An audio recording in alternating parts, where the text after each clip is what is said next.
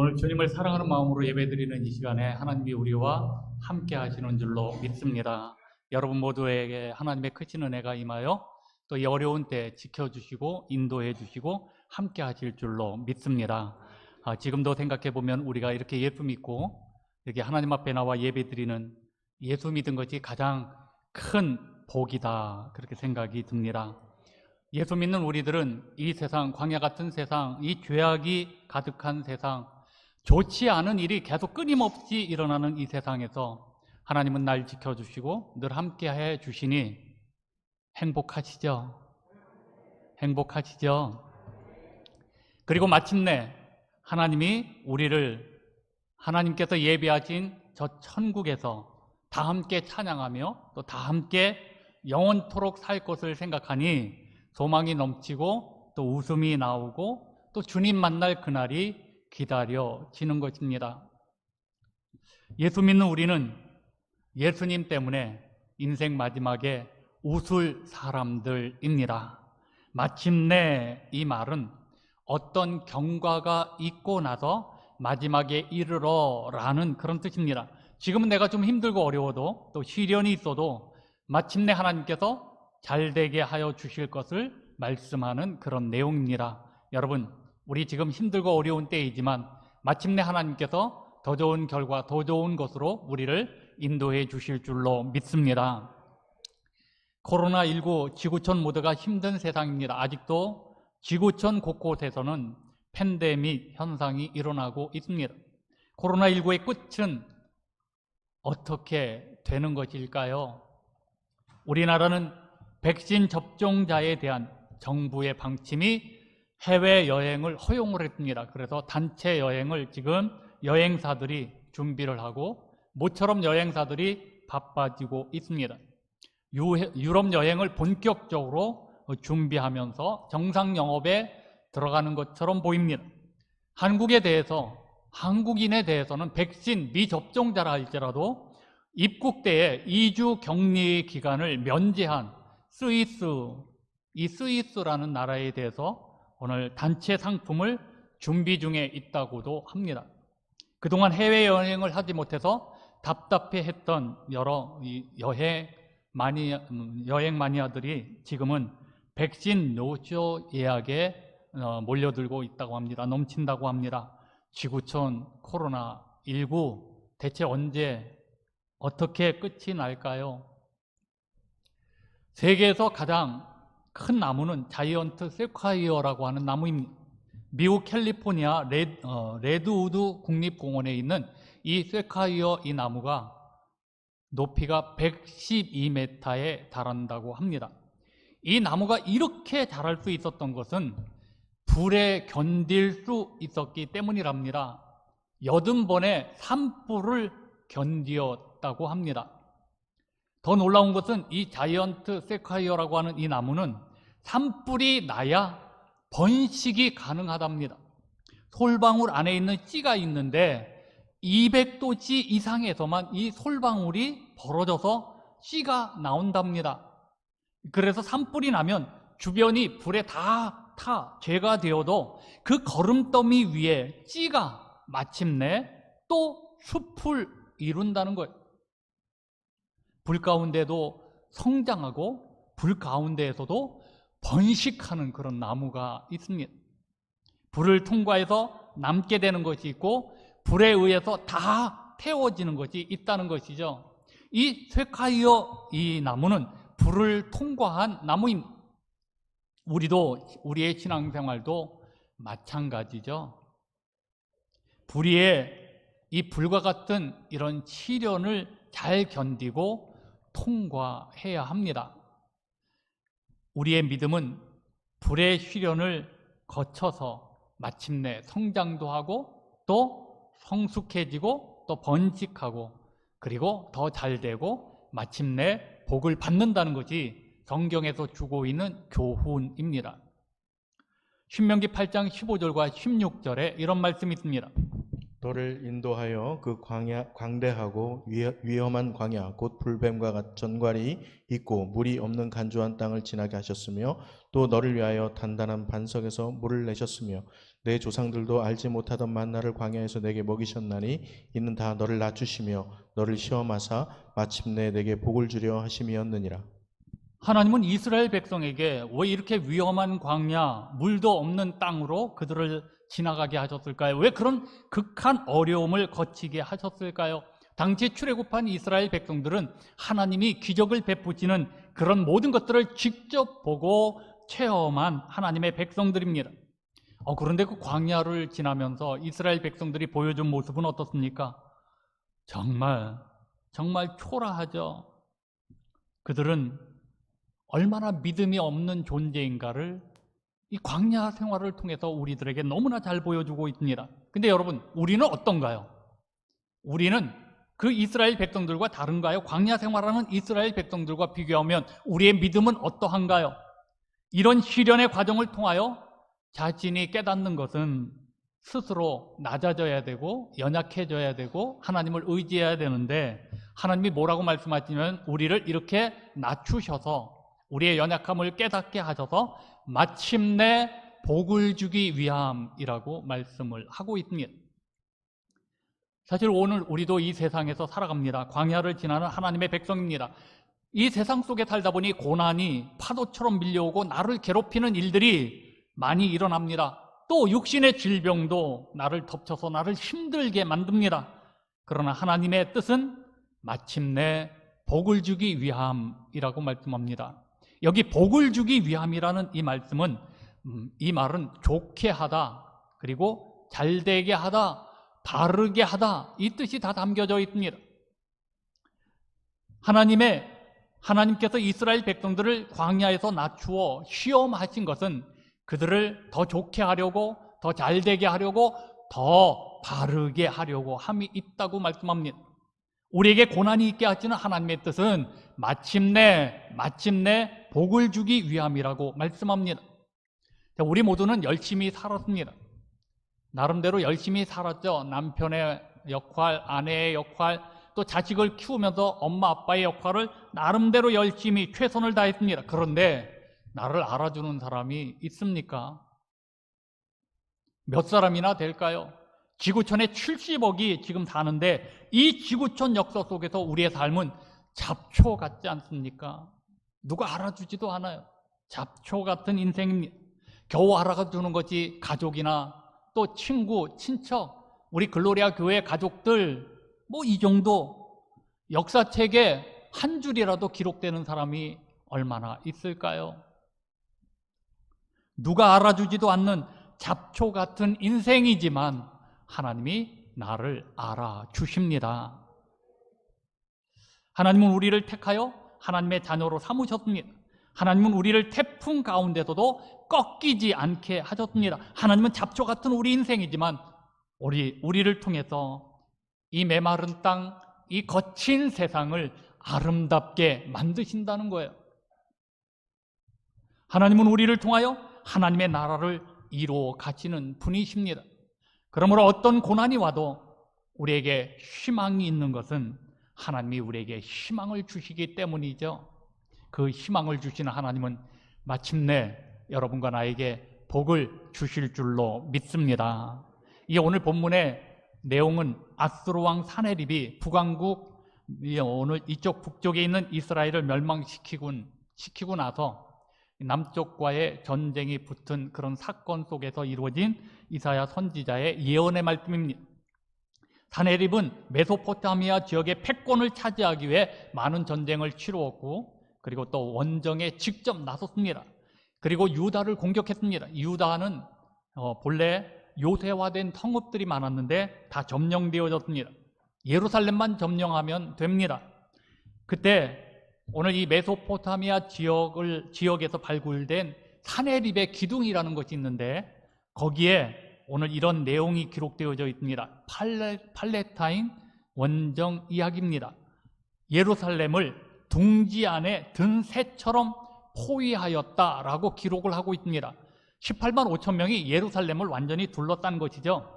히스기야 왕은 이때 오늘 이 전쟁으로 인해서, 이 침공으로 인해서 정말 위기를 맞았는데 사내립은 이 전쟁에서 실패를 합니다. 그리고 이 전쟁으로 말미암아 유대인들도 큰 피해를 입었습니다. 아직 그 전쟁이 진행 중일 때 이사야 선지자가 두 가지 임무를 수행합니다. 첫째는 이 상황이 이렇게 처절한데도 그것을 인식하지 못하고, 지금 우리 사는 세상이 이렇게 처참한데도 그것을 인식하지 못하고 안일하게 산다고 지적을 하고 있습니다.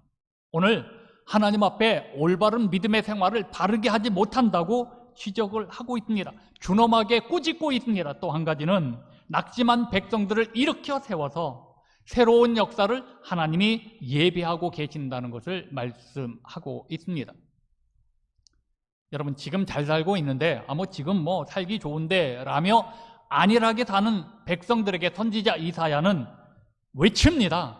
정신을 차리라는 거예요. 정신을 차리라는 거예요.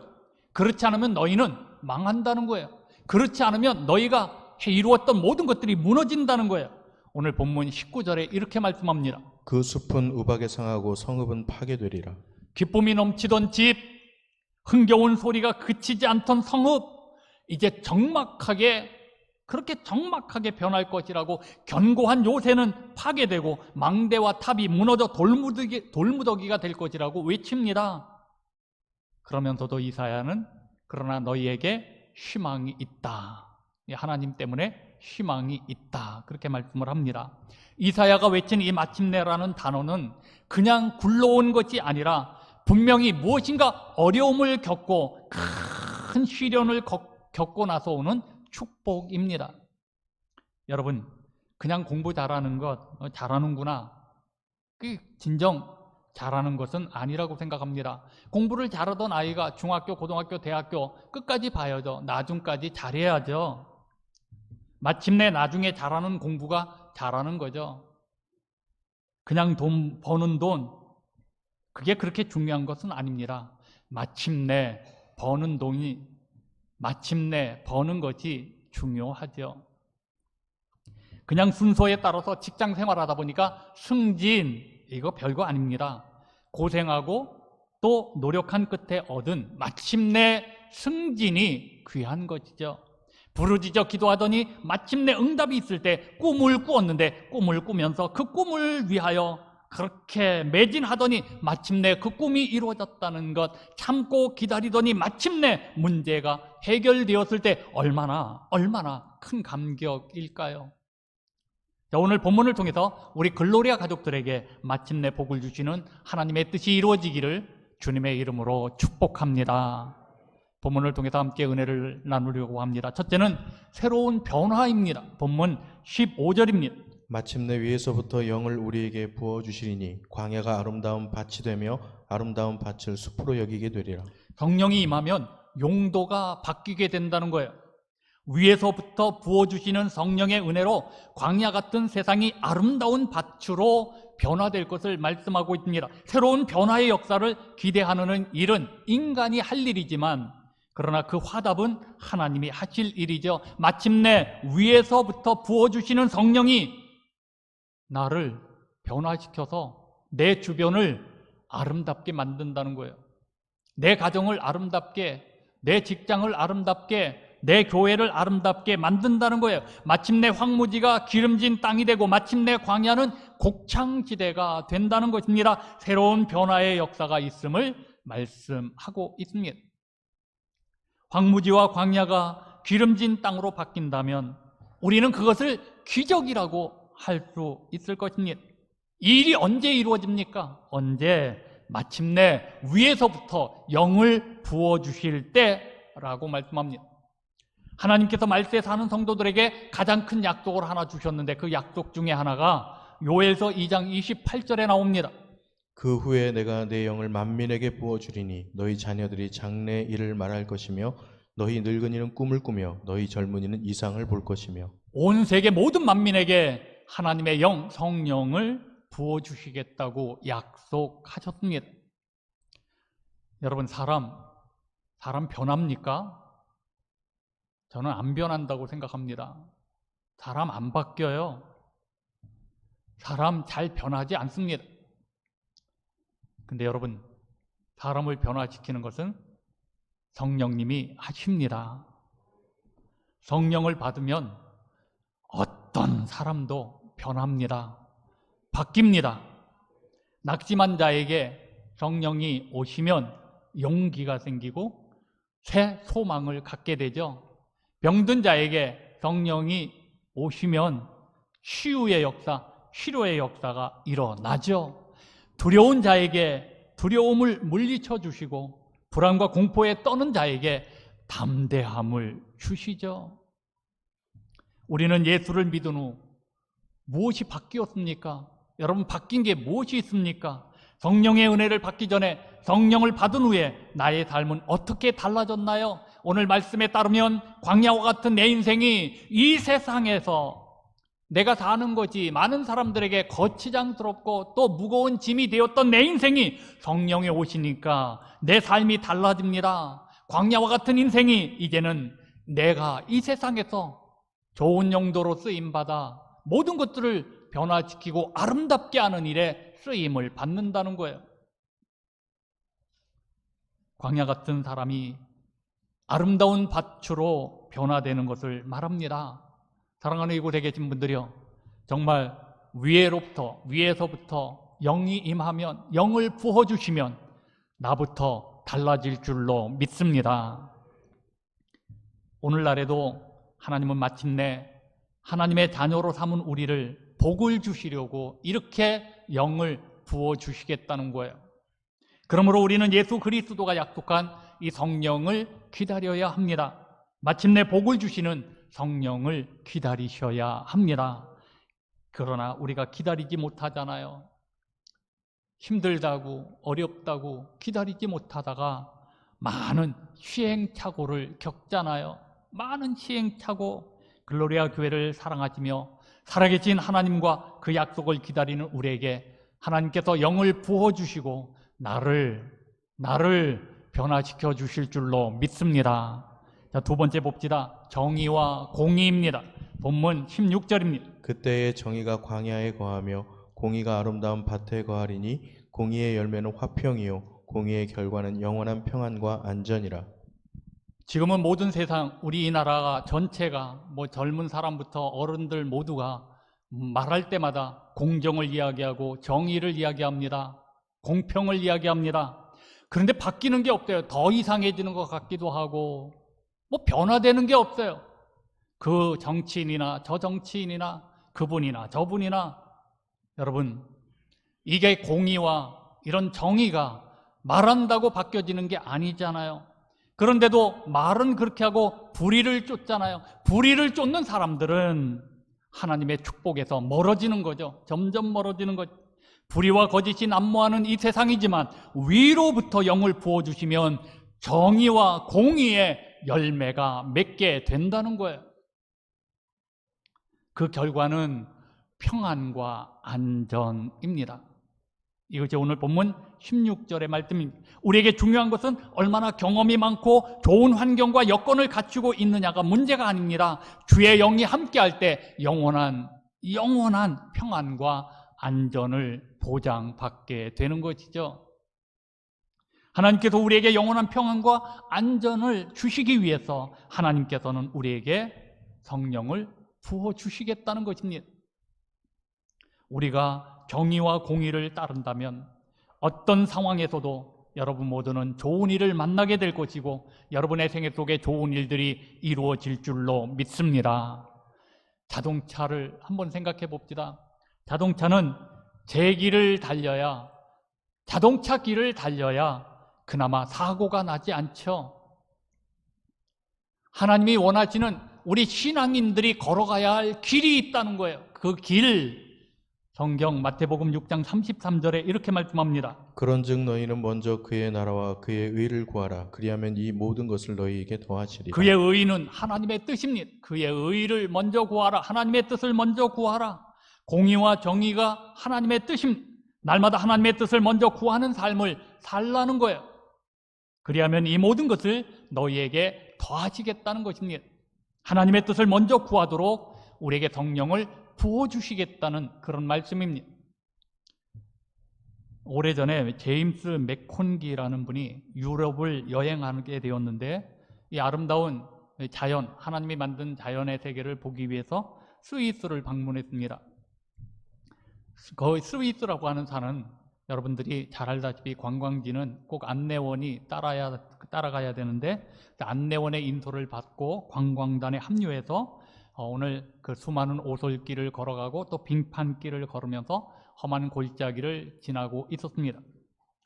근데 이분이 가만히 생각해 보니까 아니 왜 우리가 여기를 오는데 이리 오면 5분도 안 걸릴 길을 꼬불꼬불 돌아서 여기 오는데 1시간이 걸려서 자기들을 인도해요.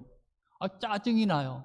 아니 여기서 여기 오는데 왜 꼬불꼬불 돌고 또 왜 직선으로 가지 않고 이리 돌아서 가는가. 내가 보기엔 다 눈밭이고 다 똑같은 산인데 화가 났습니다. 그래서 자기는 힘을 헛되이 쓰지 않으리라 생각하고 저기 어디 목적지로 간다는 이야기를 듣고 또 뱅글뱅글 돌아갈 것을 생각하고 그는 직선길을 택합니다. 눈에 보이는 저곳을 나는 10분이면 가는데 이분들은 1시간 후에 올 것이니 나 먼저 가서 앉아서 쉬면서 자연을 내가 만끽하리라. 지름길로 갑니다. 그러자 이 안내원이 그 모습을 보고는 미친 듯이 달려가서 그 사람을 잡아서 제껴서 넘어뜨렸습니다. 순간적으로 넘어뜨렸습니다. 그분은 발 한 발만 더 내디뎠다면 지금 골짜기에 눈으로 덮여있지, 얇은 빙판으로 덮여있지, 밟기만 하면 부서져서 낭떠러지로 떨어질 판이었습니다. 죽음의 순간 빙하된 깊은 낭떠러지로 커다랗게 갈라진 틈 위로 얼음이 덮여있는 것뿐이 그런 길을 걸을 뻔했습니다. 그것을 설명해 주었습니다. 만약에 어리석게도 한 발짝 두 발짝만 더 내딛었다면 그 사람은 비참한 죽음을 면치 못했을 것입니다. 참된 믿음은 내게 어떤 어려움이 있어도 하나님의 뜻이 있음을 믿고 따르는 것입니다. 받아들이는 것입니다. 돌아가라면 돌아가야죠. 우선 지금 안 좋아 보여도 지금 내 형편이 힘들어도 하나님은 분명히 마침내 좋은 것을 마침내 복을 주실 것을 믿고 따라가야죠. 현재의 내 상황을 받아들여야죠.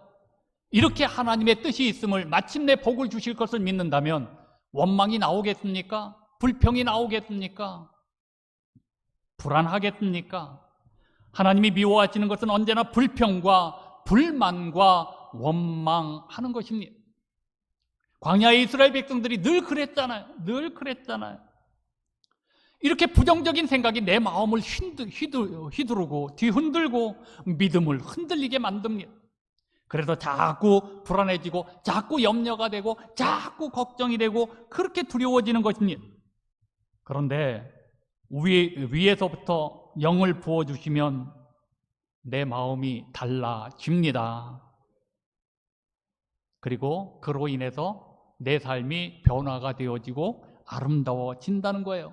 그리고 그 결과가 평안과 안정이라고 말씀을 합니다. 미국의 UCLA 의학부에서 연구한 보고서가 있습니다. 여러분, 하루에 200번 정도 암세포가 우리 몸에 붙었다 떨어졌다고 한다고 합니다.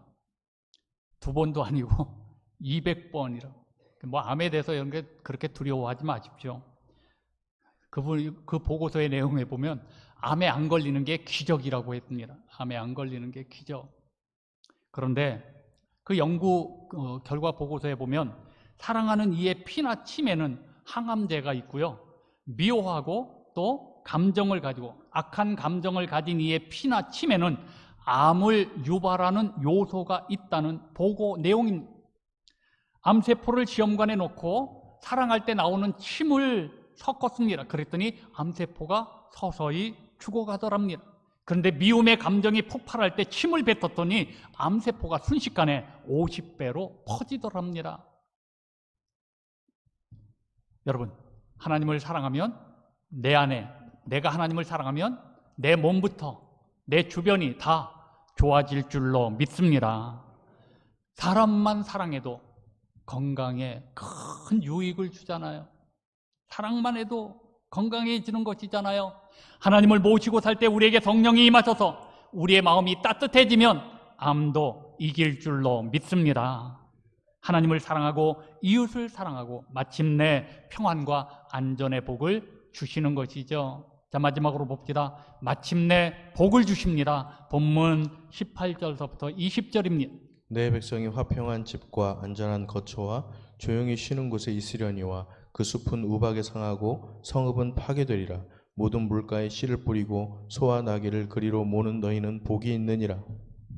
살림은 다 우박에 상하고 성읍은 파괴되어도 하나님의 백성들에겐 오히려 복이 있느니라. 복을 주시겠다고 말씀합니다. 성령이 임하셔서 우리를 아름답게 하시고 안전하게 하시고 복 있는 사람으로 회복시켜 주신다는 말입니다. 시련과 고통이 없는 평화를 말하지 않습니다. 힘들고 어려운 현실 속에서 누릴 수 있는 평화를 말씀하고 있습니다. 여러분, 우리 모두는 지금 걸어서 이렇게 예배당에 와서 예배를 드립니다.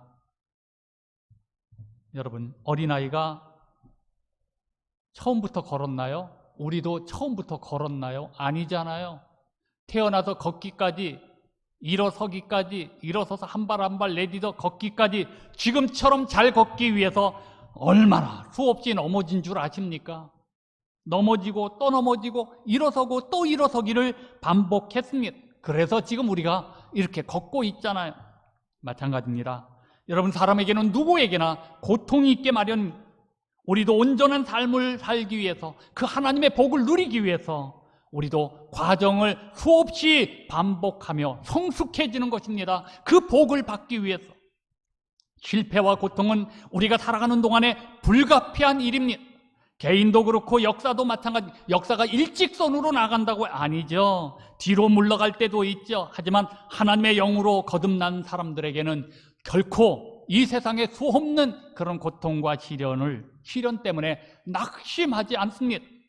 그 고통 중에서 하나님을 바라보고 하나님을 바라보는 우리에게 하나님은 마침내 복을 주시는 것이죠. 여러분, 아브라함을 봅시다. 아브라함이 하나님의 음성을 듣고 고향과 친척과 아버지의 집을 떠나는 것 얼마나 힘든 결정입니까? 당시에 아브라함의 나이가 75세, 너로 큰 민족을 이루고 내가 복을 주겠다는 하나님의 약속을 믿고 말씀을 따라 나왔는데, 그리고 약속의 땅 가기까지 얼마나 어려운 과정을 거칩니까? 그동안 아버지도 죽고 수없는 과정들, 어려운 과정들이 그를 기다리고 있습니다. 그러나 오랜 시련의 과정을 거쳐서 마침내 하나님의 약속이 이루어지고 큰 복을 받잖아요. 성경에 나오는 욥은 어떻습니까? 욥처럼 그런 큰 시련이 누가 있겠습니까? 그런데도 욥은 그런 큰 시련 앞에서 변함없이 하나님을 믿었던 욥, 마침내 갑절의 축복을 받잖아요. 바울은 성령의 인도하심을 따라 복음을 전할 때마다 박해를 쫓겨다니기도 하고 돌에 맞아 죽을 뻔도 합니다. 그러나 그는 로마에 가기를 꿈꾸던 그에게, 오늘 늘 이렇게 순종하며 따르는 그에게 로마로 가는 꿈도 이루게 하시고 세계 복음화를 실현시키잖아요. 환난과 박해를 받으면서도 조금도 마음이 바뀌지 않고 끝까지 예수 그리스도를 사랑했던 제자 요한, 결국 밤모섬으로 유배를 당합니다. 얼마나 외로웠을까요? 그곳에서 혼자밖에 없는데, 근데 그곳에서 하늘이 열리죠. 오늘 그리고 마지막 때 이루어질 환상을 봅니다. 그는 그곳에서 누구보다도 성령의 이끌림을 받으며 가장 행복자가 되죠. 가장 큰 행복자가 되죠. 그러므로 우리는 마침내 이루어지는 하나님의 복을 기다려야 합니다. 하나님이 약속한 성령을 사모하며 기다리셔야 합니다. 우리는 관광객이 아니잖아요. 세상을, 인생을 살면서 구경하다 가는 인생 관광객이 아니잖아요. 순례자입니다. 때로는 어려운 가시밭길을 걸어갈 때도 있습니다. 감당하기 힘든 아픔과 고통의 시간도 있습니다. 그러나 우리는 하나님이 주신 희망을 품고 사는 하나님의 사람들입니다. 우리의 작은 신음에도 신실하게 응답하시는 그 주님을 기대하며 기다리는 사람들, 주님이 바로 우리 곁에서 연약한 손을 붙잡아 주시고 위로해 주시고 우리를 일으켜 주시잖아요. 마침내 위에서부터 영을 부어 주시잖아요. 어거스틴의 고백입니다. 내가 하나님을 사랑한다면 나는 무엇을 사랑할 수 있겠습니까? 나는 하나님을 사랑하기 때문에 나는 육체의 아름다움을 사랑할 수 없습니다.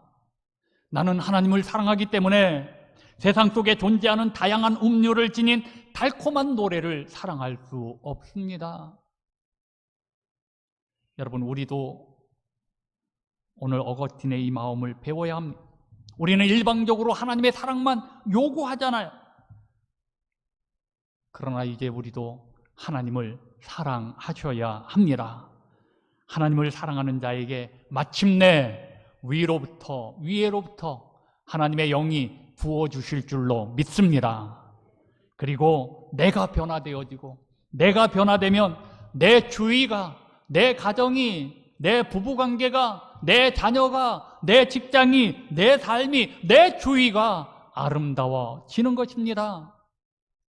위에서부터 부어주시는 성령을 사모하는 자들 가운데 성령이 임하시면 여러분, 우리 모두는 마침내 복을 받을 줄로 믿습니다. 그리고 우리 인생 속에서 값지고 후회 없는 삶을 살게 될 것이며 우리 인생 속에 새로운 세계가 펼쳐질 줄로 믿습니다. 오늘 이 예배에 참석한 여러분, 우리 글로리아 가족들이요, 여러분 모두에게 위에로부터 영을 부어주시기를 간절히 소원합니다. 성령의 충만함으로 마침내 복을 받는, 마침내 그 복을 받아 그 복을 누리는 우리 글로리아 가족들 모두가 다 되어지시기를, 영상 예배를 드리는 모든 분들이 다 되어지시기를 주님의 이름으로 축복합니다. 축복합니다. 기도하시겠습니다. 우리 찬양 한 장 같이 부르시고 함께 결단의 기도하시겠습니다. 성령이 오셨네.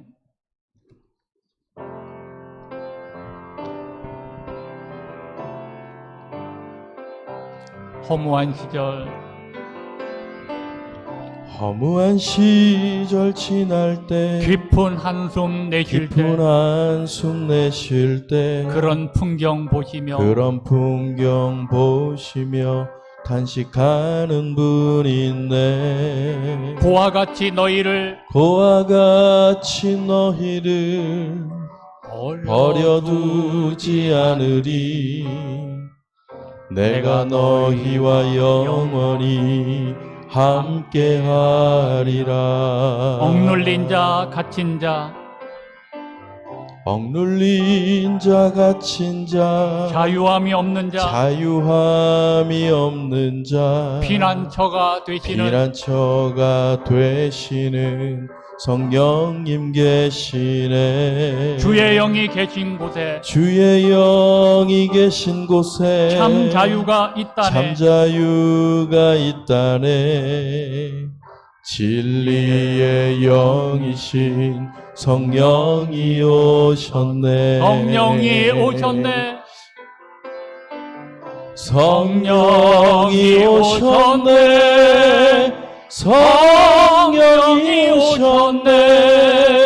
내 주에 보내신 성령이 오셨네. 우리 인생 가운데 친히 찾아오셔서 그 나라 꿈꾸게 하시네. 성령이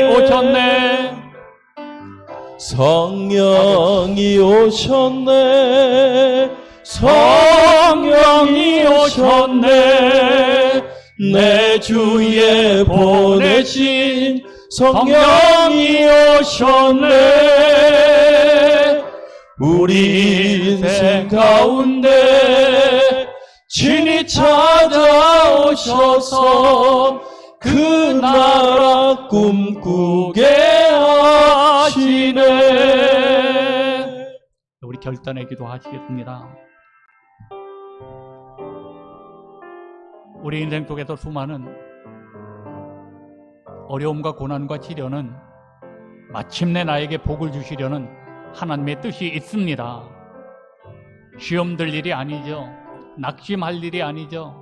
근데 왜 우리가 이렇게 마음이 흔들리고 낙심하고 좌절합니까? 왜 우리는 믿는 분이 하나님이신데 왜 그 하나님을 바라보지 못하고 왜 흔들립니까? 성령의 인도함을 받지 않아서. 오늘 여러분, 우리는 주님을 사랑하는 사람들, 사랑하기 때문에 오늘 이렇게 나와서 예배를 드리잖아요.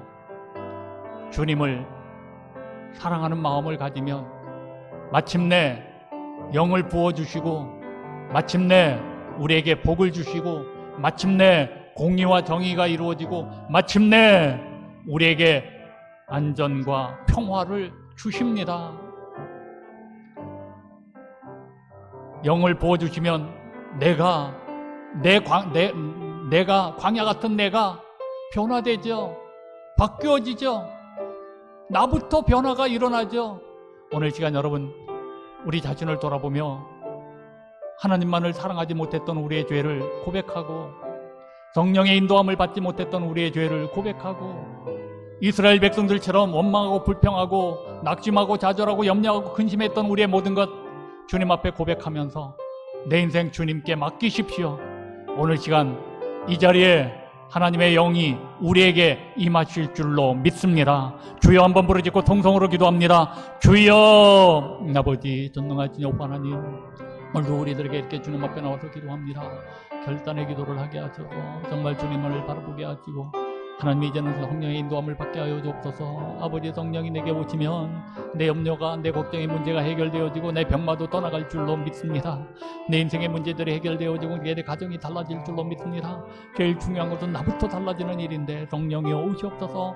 내부터 달라지게, 나 자신부터 달라지게 하시며 이제 성령의 사람으로 살게 하시며 그의 나라와 의를 구하며 살아가는 저희들 모든 생애가 되게 하여 주옵소서. 오늘 시간 오셔서 이 힘들고 어려운 때에 주님 우리를 붙들어 주옵시고 주님 한 분만으로 만족하며 주님을 바라보면서 마침내 복을 주실 그 하나님을 바라보고 믿음으로 이기며 승리의 삶을 삼는 염려와 근심과 걱정을 다 내려놓고 주님 안에서 평화를 누리게 하여 주옵소서. 오늘도 이렇게 주님 앞에 나와 예배드리는 모든 분들을 붙들어 주시고 찾아오셔서 친히 찾아오셔서 우리를 힘있게 하시고 우리의 손을 만져주실 줄로 치료해 줄 줄로 믿습니다. 주님 역사하여 주옵소서. 오늘 하나님 앞에 나와 예배드리는 모든 분들 주님 사랑하는 마음으로 믿음으로 예배를 드리오니 친히 찾아오셔서 우리들의 손을 붙들어 주옵소서. 우리의 마음을 만져 주옵소서. 하나님의 영을 부어 주옵소서. 하나님, 우리 속에 있는 모든 염려와 근심과 걱정과 불안, 그리고 내가 당하고 있는 시련과 어려움들, 이것은 마침내 하나님이 내게 복을 주신다는 이 사실을 깨닫고 마침내 복을 주실 그 하나님을 바라보며 믿음으로 든든히 서서 주님께 더 가까이 나아가는 우리 글로리아 가족들 모두가 다 되게 하여 주옵소서. 그리고 내 힘든 과정들이, 어려운 과정들이, 이 모든 것들이 하나님이 마침내 복을 주시는 축복의 과정들이 되어질 줄로 믿습니다. 성령님이여 우리를 붙들어 주시고 우리를 친히 인도하여 주옵소서. 세상에 흔들리지 말며 세상 것에 마음을 빼앗기지 말며 세상 것에 우리의 모든 것들을 우리의 마음이 상처받지 않도록 저희들을 붙들어 주시고 이제 성령의 인도함을 받아 세상을 이기며 믿음으로 승리의 삶을 살며 성령의 인도하심으로 마침내 복을 받고 나로 인하여 우리 주변이 아름다워지는 놀라운 역사를 보게 하여 주옵소서. 오늘 예배를 드리는 모든 분들, 영상 예배를 드리는 모든 분들에게 성령이여 오시옵소서, 임하여 주옵소서, 부어 주옵소서, 그리고 성령의 인도함을 받게 하여 주옵소서. 감사드리며 예수님의 이름으로 간절히 기도드리옵나이다. 아멘.